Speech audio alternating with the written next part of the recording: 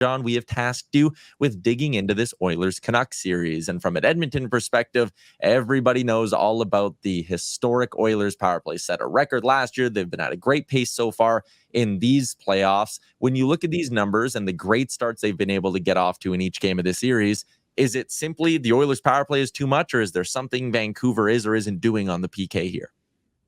I think it's a bit of column A and column B. But one thing that really sticks out to me, do you remember a series ever going, let's say, 4 games where one team scores their first goal on their first power play in each game?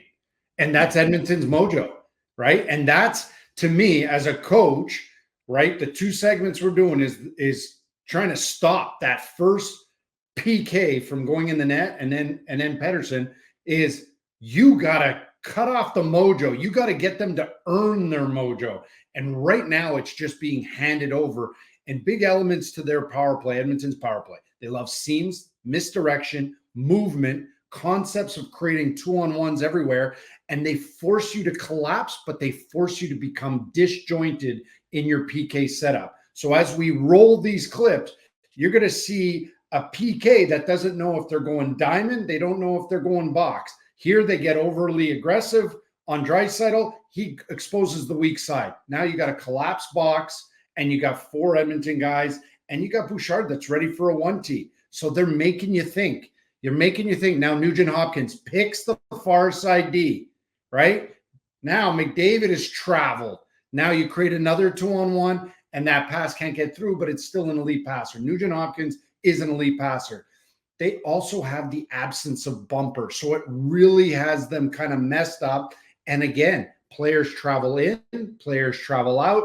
Quick little 2-on-1. Terrible stick here by Susie. He's got to have that play picked up. Now they look like a 1-3-1 on the second PK, second power play, pardon me. And yes, he gets a bounce, but yet if that would have been a pass down to Corey Perry, they still wouldn't have picked up the back door. I feel that there's a lot of guessing, and here's some guessing by Dakota Joshua. Drifts way too high, and he allows McDavid to travel between himself and the next 2 players, opening up this pass to Draisaitl. And everybody was probably on Ian Cole, but what's Ian Cole going to do? Just let McDavid walk to the top of the slot and let her rip? No, they're disjointed right now, and Edmonton is just foaming at the mouth because Vancouver is just biting on everything. It's been amazing to watch this power play. Rick Tocchet, he's been giving them full compliments, saying it's one of the best power plays ever. I mentioned I was with Bill Armstrong in Vancouver. He said it's the best power play he's ever seen. It's poetry in motion. That said, at the other end of the ice for the Canucks, the big question here in Vancouver today is, how could they possibly find a way to get Elias Pettersson going? And you mentioned that how much he struggled, but when you watch his game and you look through the video, it's not just a data thing. There's a big eye test thing that you probably see as well. Yeah, and one of the videos that I saw was that interview yesterday. Either he's fooling everybody, either he comes out like blazing, and he just fooled everybody with this like really, I'm not confident in myself body language. He looks like the athletes in the original Space Jam after the aliens sucked their talent out of them, where they just like mope and feel sorry for themselves. That's what he looks like.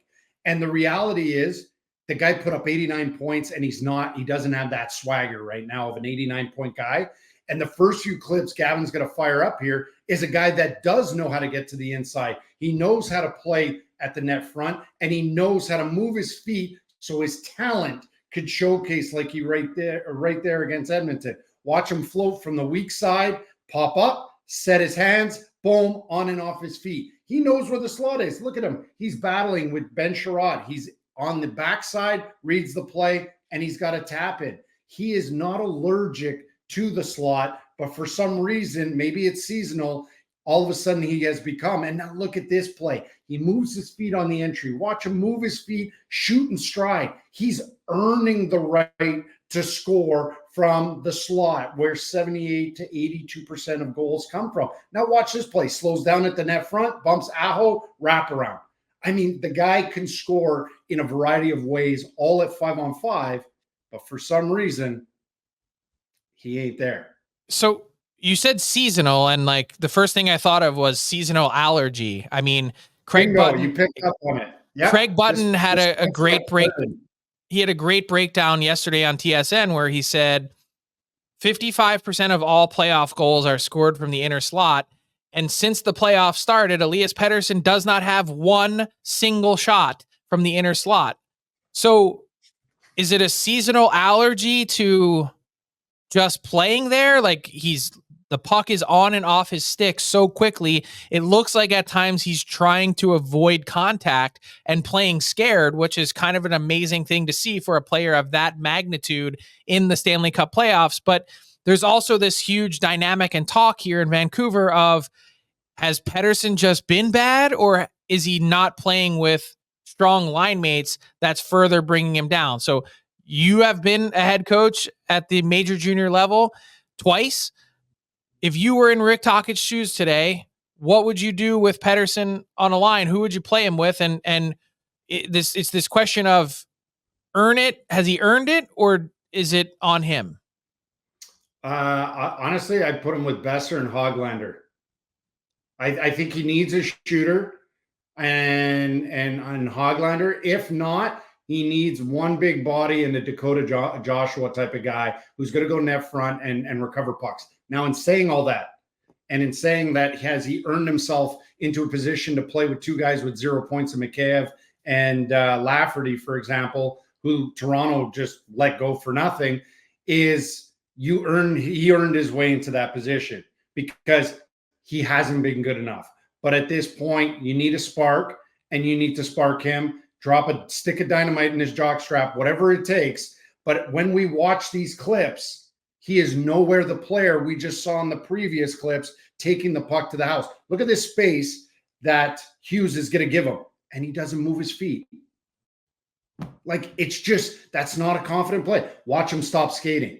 He does not take a stride, not one stride. Look at all the space he could have exposed had he been moving his feet like we saw from the regular season. Dead play. Watch this. Just die on the outside. Take Desharnais. Take him to that back post. Get to the inside. No, hope shot. Just a hope shot. It's an absolute waste of a play. He could have kept the play moving behind the net.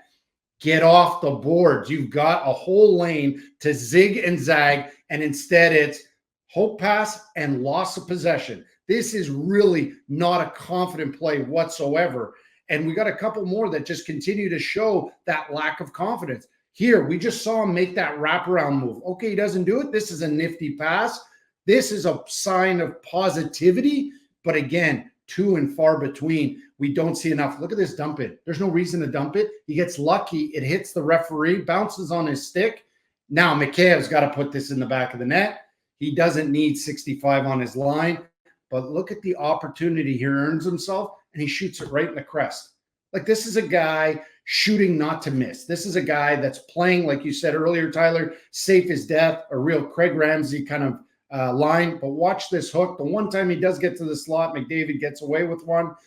But he's got to find his way back there. And another clip, a little bit of a chemistry, and why I think a guy like Besser can really get him going is he just seems to read well off of him. But at the end of the day, no one's going to get him out of the shit outside of himself. He looks in the mirror and he's got to be honest and accountable to himself. Nobody else should be having to hold him accountable at this point of the year. Credit to Sportsnet and TNT for the videos. Credit to Jon Goyens for the excellent analysis. Another edition of the Coach's Room powered by Booster Juice. Thanks, John. Chat next week. Have a good one. What's up, hockey fans? If you enjoyed that video, then you need to be hitting the subscribe button right here at Daily Faceoff. Exclusive interviews and analysis from our hockey insider Frank Seravalli, fantasy updates from Brock Sagan, and a daily live show at noon Eastern, Monday through Friday. You don't want to miss any of the fantastic content, so hit that subscribe button.